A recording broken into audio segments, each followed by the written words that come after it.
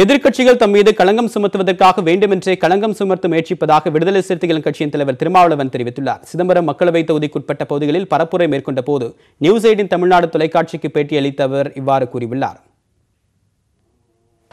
விடுதலை சிறுத்தைகள் கட்சியில் இருப்பவர்கள் தொழில் நடத்தக்கூடாது என்று இல்லை. சில தொழிலதிபர்கள் இருக்கத்தான் செய்கிறார்கள். அது அவருடைய தனிப்பட்ட விவகாரம். ஆகவே அந்த வண்டி சென்னை நோக்கி போனதோ அல்லது எங்கு போனதோ அந்த வண்டியிலே பெரம்பலூர் வரக்கூடிய தோழர்கள் வந்து இறங்கியிருக்கிறார்கள். பெரம்பலூர் மாவட்ட எல்லையில்தான் அதை பிடித்திருக்கிறார்கள். ஆனால் சம்பந்தமில்லாமல் என்னுடைய தொகுதியோடு அதை தொடர்புபடுத்தி ஊடகங்களில் செய்திகள் வெளியானது அதிர்ச்சி அளிக்கிறது. அவர் தெளிவாக விளக்கி சொல்லியிருக்கிறார். தன்னுடைய பணம்தான் தொழிலுக்கானது தான் என்று விளக்கியிருக்கிறார்.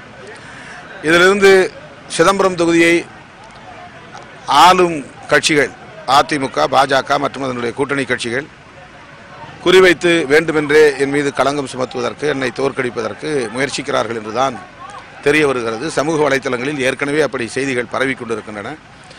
ஆனால் எல்லாவற்றையும் தாண்டி மக்களின் ஏகோபித்த ஆதரவோடு திராவிட முன்னேற்றக் கழகத்தின் தலைமையிலான கூட்டணி சிதம்பரம் உட்பட 40 தொகுதிகளிலும் வெற்றி பெறுவோம். அவர்கள் கோடிக்கணக்கிலே கொட்டி இறைக்கிறார்கள். தொகுதி நிலவரத்தை வந்து பார்த்தால் தெரியும். சிதம்பரம் தொகுதியிலே கூட பல லட்சக்கணக்கான சின்னங்களை வரைந்திருக்கிறார்கள். ஒரு சின்னம் 100 ரூபாய் என்று வைத்துக் கொண்டால் கூட அது எத்தனை லட்சம். தேர்தல் விதிமுறைப்படி ஒரு நாடாளுமன்ற தொகுதியில் ஒரு வேட்பாளர் 70 லட்சம் ரூபாய்க்குள்ளே தான் செலவு செய்ய வேண்டும். ஆனால் இப்போது அவர்கள் வரைந்திருக்கிற சின்னத்தின் மதிப்பே பல 10 லட்சங்களை தாண்டும். அந்த அளவுக்கு அவர்கள் செலவு செய்து கொண்டிருக்கிறார்கள். அவர்களை இதுவரையில் அதிகாரிகள் சோதித்ததாக எங்கும் தகவல்கள் இல்லை.